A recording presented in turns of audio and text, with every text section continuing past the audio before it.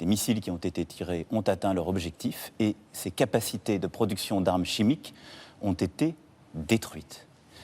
Au dire des autorités à la fois syriennes et russes, il n'y a aucune victime de leur côté. C'est exactement ce que nous voulions faire. Cette décision, la France l'a prise sur le principe dès dimanche dernier, c'est-à-dire 48 heures après les premières traces, premières identifications d'utilisation d'armes chimiques dans la Ghouta orientale, qui est cette région non loin de Damas, en Syrie. Georgi Kuzmanovic, mission accomplie en Syrie. D'abord, je me en faux par rapport à ce que vous disiez, et c'est pour ça qu'il y a eu un clash avec le général de Villiers lors du 13 juillet de l'année dernière. L'ancien chef de l'état-major des armées qui se plaignait d'un manque de moyens pour la défense. Voilà. C'est une lecture totalement états-unienne de la Constitution française que de penser que le président de la République est le chef des armées. L'article 35 de la Constitution est particulièrement clair à ce sujet. C'est le Parlement qui déclare la guerre. Or, bombarder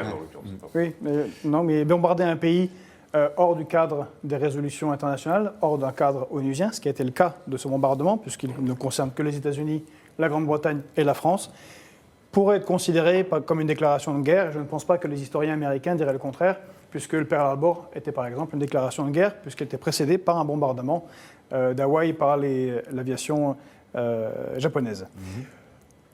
On ne comprend pas très bien quel a été le sens de cette opération, puisqu'il dit lui-même, le président déclare qu'aucun Russe ni Syrien n'ont été blessés. Donc, comme punition, ça se pose là.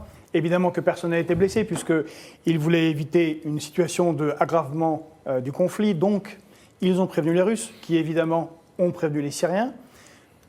Quel est l'objet, donc, dans ce cas-là, de ce genre d'opération ? Ce qui se passe, c'est que M. Macron suit la politique de M. Sarkozy et de François Hollande, de vassal des États-Unis, et les suit sur un bombardement qui ne fait aucun sens, ne règle en rien le problème, et pire encore, renforce politiquement Assad dans son pays, puisque c'est ce qui ressort de ce bombardement, parfaitement inutile militairement et stratégiquement.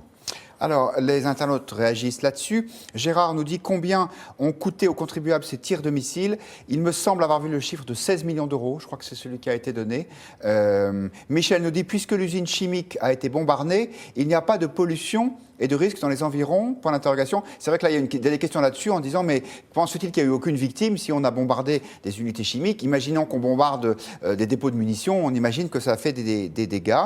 Alors que Mli nous dit, évidemment qu'il fallait aller en Syrie, et depuis le temps, on ne pouvait pas laisser Assad et Poutine procéder à la barbarie. Anne-Sophie Beauvais.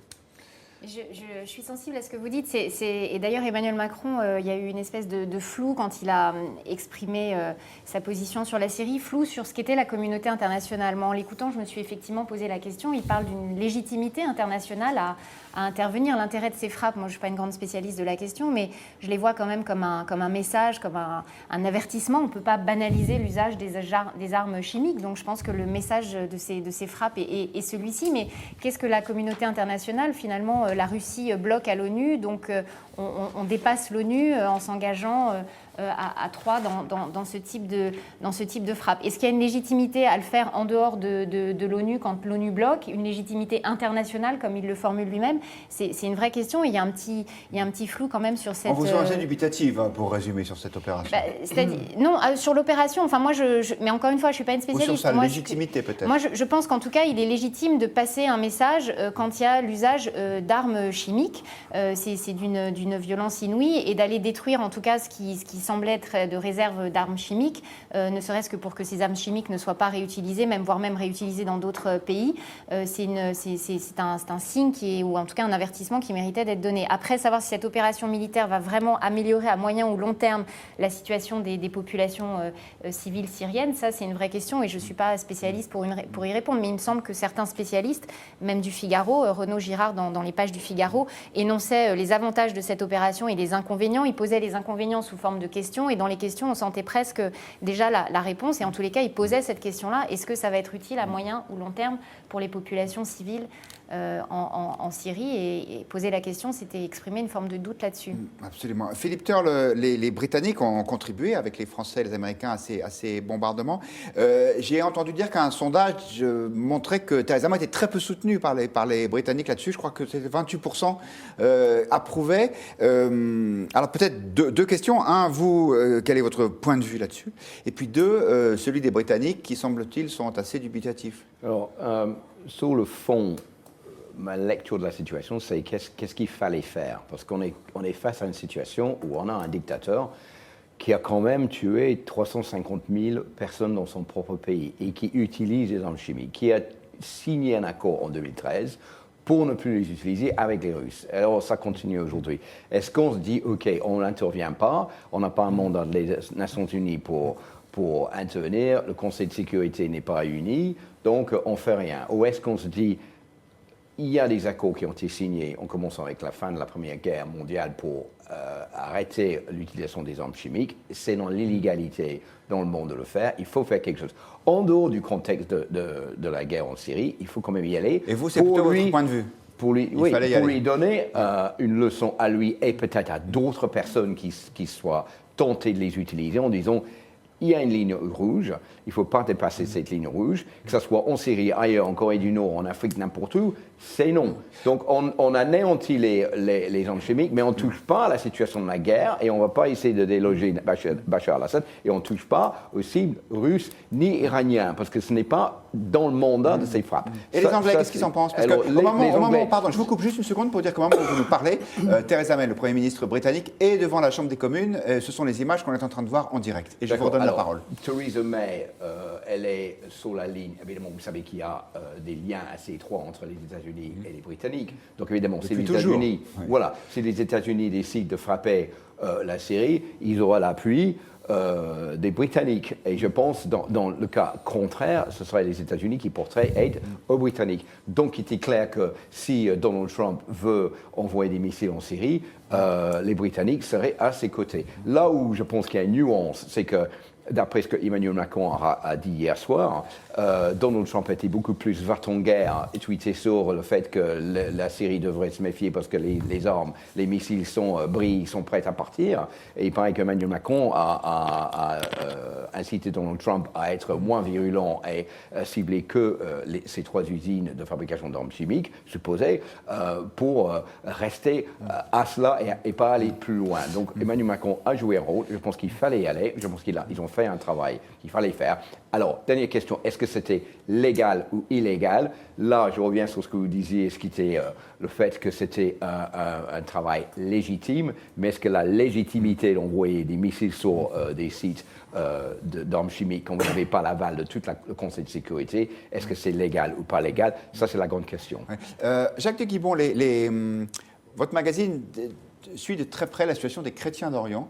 Or, on a entendu un certain nombre de responsables de ces communautés déplorer l'intervention française. On a entendu Erdogan, le président turc, l'approuver. Est-ce que ça vous ébranle de voir ce genre de critiques et ce genre de soutien? Non, parce que je pense que ces responsables d'églises de chrétiens d'Orient n'ont pas le choix. De toute façon, ils ne peuvent pas se rebeller contre Assad pour l'instant. Et donc, s'ils le critiquent, en fait, ils sont morts, eux et leur communauté. Et ce que je comprends, c'est une réaction de minorité. Moi, je partage plutôt ce que dit monsieur, à ces différences près, que je ne pense pas que ce soit Bachar al-Assad qui soit responsable des 350 000 personnes dans son pays. C'est une guerre civile, donc il était responsable des deux côtés.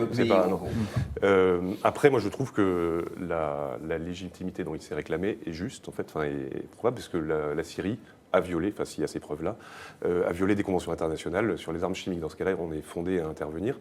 Et je pense même que c'est sans accord de l'ONU. Oui, je pense. Et surtout là, c'est un coup politique, enfin un coup diplomatique, si je peux dire. En fait, c'est ce qu'on appelle un coup de semonce. Donc le but n'était évidemment pas de détruire l'armée d'Assad ou de le renverser, mais c'était pour ramener la France à la table des négociations.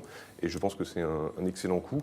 Et si je peux même pas d'ajouter, je trouve qu'il y a en France une sorte de 5e colonne inconsciente aujourd'hui qui gobe, surtout dans mon monde à moi, d'une certaine droite, en fait, et je m'élève contre ça, mais aussi un peu chez vous, qui gobe tout ce que disent les Russes, en fait, toute la journée, et Bachar, et dès que la France dit quelque chose, on va douter de ce que dit la France, alors que je pense qu'on est français d'abord, hein, et qu'on doit faire confiance d'abord, même si on peut le mettre en doute ensuite, à ce que nous disent nos armées quand il s'agit d'opérations extérieures. Et j'en ai un peu assez, en fait, de cette pro-poutinisation ou pro-bachirisation sur tous ces sujets-là. Ouais. Eh bien, voilà qui est dit. On va passer la parole, bien sûr, à Georgi Kuzmanovic, mais pas avant de l'avoir donné à nos internautes. À Philippe qui nous dit: ce bombardement n'était-il pas juste une frappe symbolique pour sauver l'honneur ? Tandis que Jérémy considère que passer outre le droit international ne paraît pas tellement sage. Valentin, quelle sera la réponse de la Russie selon vous? Point d'interrogation, on pourrait essayer de répondre à cette question. Et puis Marie nous dit: notre président a pris le temps d'expliquer et de réexpliquer sa démarche pour les frappes en Syrie, je lui fais confiance. Et enfin, une question de l'Artichaut, on présume que c'est un pseudonyme.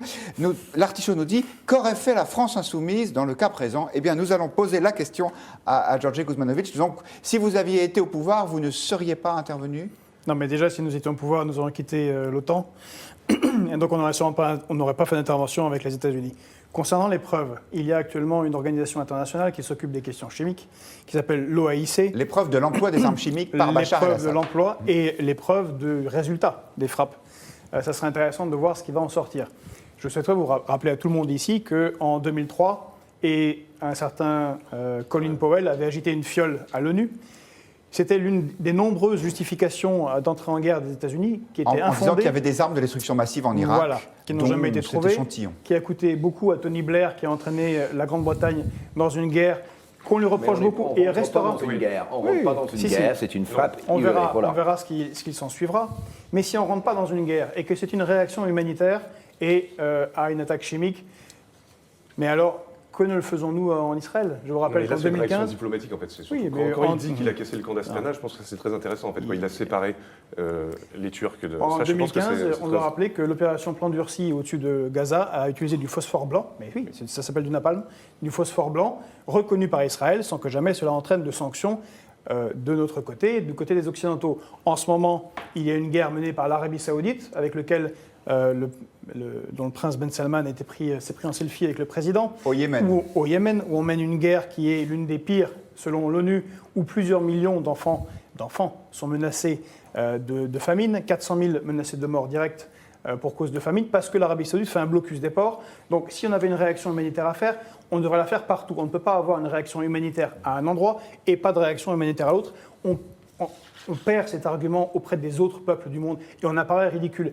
Et ce qu'on fait, c'est qu'on donne du poids à la Russie. Parce que la Russie, voilà comment elle apparaît pour les autres, elle apparaît comme un allié fiable, qui va tenir jusqu'au bout, y compris face aux États-Unis, qui peut les ridiculiser, et on peut les remercier de leur avoir fait une publicité dans la nuit à 3h du matin samedi dernier sur les antimissiles russes, puisque apparemment un bon nombre des Tomahawk envoyés par les États-Unis ont été abattus par les... Ça, c'est la propagande russe, justement. Oui, mais si les Russes ne sont pas intervenus, c'est les Syriens qui n'ont pas la capacité, matérielle d'abattre 70% des missiles. Donc ça, c'est vraiment la propagande, ça.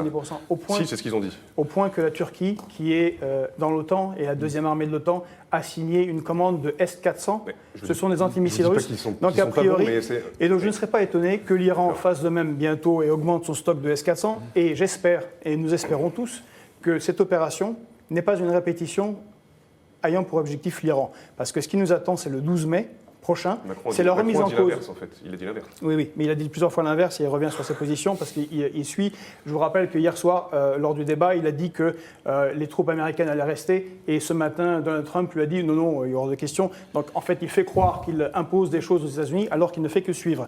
Donc ce qui compte, c'est ce qui va se passer avec l'Iran et tous les voyages et les interventions internationales de Donald Trump jusqu'à maintenant ont montré qu'il allait suivre ses alliés israéliens et saoudiens, grand écart, contre l'Iran et dénoncer le 12 mai l'accord sur le nucléaire iranien, ce qui va renforcer en Iran les extrémistes et nous mettre dans une situation de danger pour la paix mondiale.